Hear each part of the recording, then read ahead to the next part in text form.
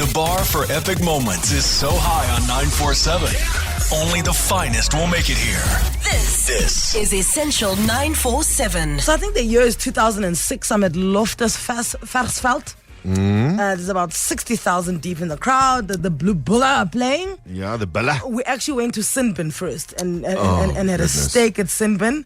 You don't have to say anything else. Everyone knows what that night was like. Went to Sinbin, then went to the game, and then went back to Sinbin. But during the game, you know how the Blue Bulls have a mascot, right? Yes. Obviously. Biliki. His name is Billy. He's got a name. There you go. Biliki is there. But now the thing is that rugby games generally have a lot of bachelor parties happening. Yeah, you know. and just for the whole of Gauteng, if you've never been to Loftus specifically, the place that used to be next to it was right next to Loftus. It was called the Sin Bin. You heard correctly, Sin Bin, right? And for good reason. It got wild. It was aptly named. It got wild. That is all we're saying. But now, what I'm saying to you is that now Biliki is there, ne? Right. And then clearly there's some guy who's having a bachelorette and his friends have dared him to go tackle Biliki. Oh, no. Bruh, it was the last thing he did that day, that bachelor guy. Yeah, Biliki came with a roundhouse kick, my friend. Also, Biliki had, what's the thing where they spin in the air? And somersaults. Tumbling. Yes. Yeah, I think he had like tumbling experience. So Biliki started with a backwards, like a backward flip. Right. Came back, roundhouse kick. Bah. There you go. Bachelor down on the ground. Thanks, Sir Cam. No way. And I always used to be like, who are these people who are mascots? Like, the person inside, Biliki, the person inside the Knickknacks man. Yes. The person inside Dora the Explorer. Yes, as kids, I mean, remember when you were small, you were obsessed with it. Like if you walked into the mall and there's Paw Patrol. Exactly. Oh my God, it's Paw Patrol. Those people, yes, it's Paw Patrol, but those are adults inside there. real grown people. Would like those grown people to please pick up their phones and give us a ring. 011-8838-947. Have you ever been a mascot? Right. For what reason? Were you promoting something?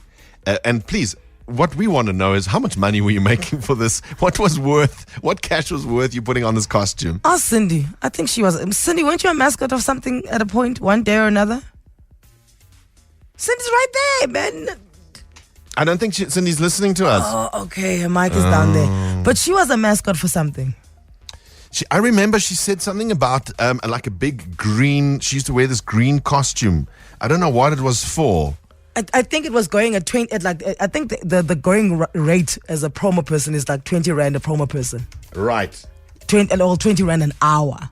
I think the thing is 20 rand an hour. Yeah. And that thing is hot inside, right? It gets so super hot inside that you end up sweating, sweat pouring out of you, and then at the end of the day you're thinking 20 rand an hour. That is madness. It's dangerous. Kids are pulling your tail. People are trying to tackle you. People are using you as a dare. It is absolutely dangerous. Yes, exactly. All right, so get hold of us. 011-8838-947. Have you ever been a mascot? And most importantly, Frankie wants to know, how much did you get paid? I do. I once worked at a fruit and veg place and I had to dress up as a banana mascot.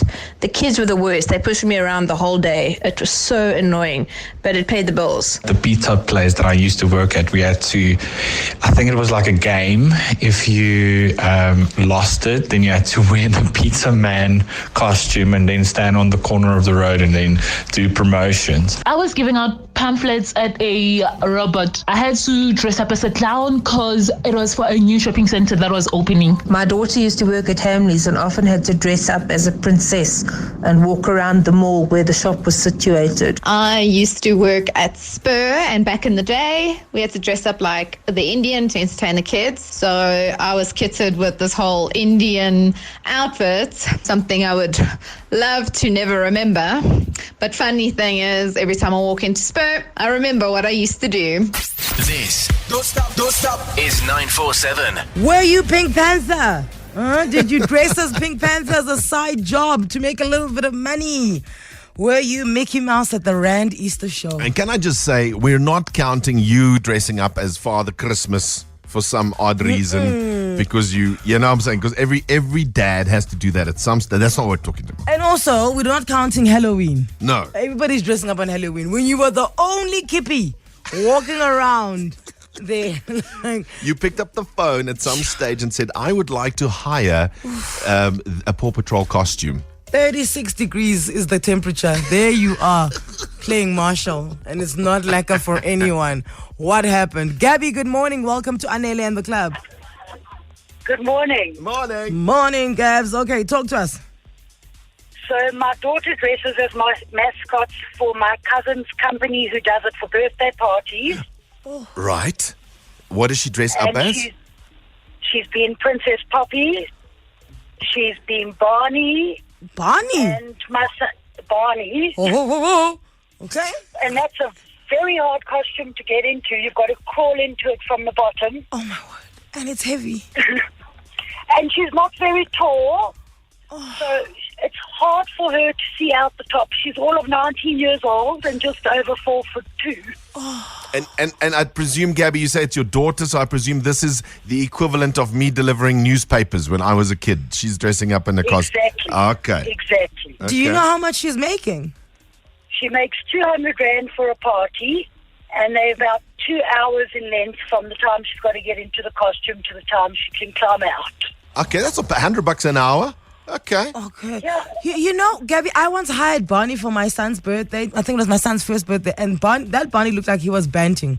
So is there like a prerequisite of weight for Barney? Because I just wanted to make Barney a sandwich. I can tell you the costumes that my cousin does have in her company are top class. Her Barney is big and big. Okay. And it's a hard costume to move around. Yeah, because I saw a Barney that looked like it was an off orangey color. Like it was not, it's not purple. It's not quite. But you look at it, you're like, I don't know, sunburn. I don't know what's happening here. What's going on with Barney? Gabby, thank you so much for the call, and tell your daughter we say what's up, and she must keep up the good work. Thank you, and thanks for the great show. Cheers, bye. Amanda, good morning. Yes, good morning. Yes, you see, Amanda, you belong in a costume. What character were you playing? So I dress up as Banjo the Bear, which is my company mascot. And we hang out at intersections and hand out flyers and at events. And we make people love us. We're a giant-sized bear, which is just so cute. And other people do it as well, but I'm not the main mascot. People love me, but they pull my tails, they pull my ears. And we've made gifts out of my bear. We've made baby on board stickers out of my ears. Out of my mascot outfit. Right. Yeah, people just love me. Let's just hang on, Amanda. We've got to pull the handbrake here quickly. When you said you are the main mascot, so is there a hierarchy of people in this? In what is it called? Banjo the Bear. Banjo the Bear. Right. So there's a hierarchy of people who go into this costume, but you are the main. I am the ultimate main mascot. All right. There you go, 100%. There's a handbook behind it. There's do's and don'ts that you're allowed to do in this costume. What are you allowed to do? What are you not allowed to do? You are not allowed to take your head off in the presence of people. You have to be in the costume all the time. People are not allowed to see you without the head on. You are not allowed to, have when you make weaves, because it's very difficult to make weaves in this outfit. You must understand that it is boiling hot in here. Do you carry a bottle? No, you don't carry a bottle. You've got to get someone to help you take off the costume. And in fact, you can't even walk around on your own. You've got to have what's known as a handler to walk with you, because you can't see out of the costume properly. So this person has to help you walk around so we don't get hit by cars and other things. So hang on. You know what? Yeah. Yes. Sorry, Amanda. Did you design this bear? I did. Because it does feel like, listening to the don'ts, it does feel like it wasn't designed very well if you can't get in and out and pee and all these things. And see. Seeing is a big thing. You got to see all of these costumes. You see out of the nose. It's quite bizarre how they're designed. It's like I don't know who designs the actual costumes, but they are professional. Believe it or not, professional. So you can't breathe. You can't see. What can you do? You can stand and wave your arms and wiggle your bum and draw attention to yourself, and people love it. And how does Banjo the Bear sound? What is it? He doesn't really make noises. It's more of just like a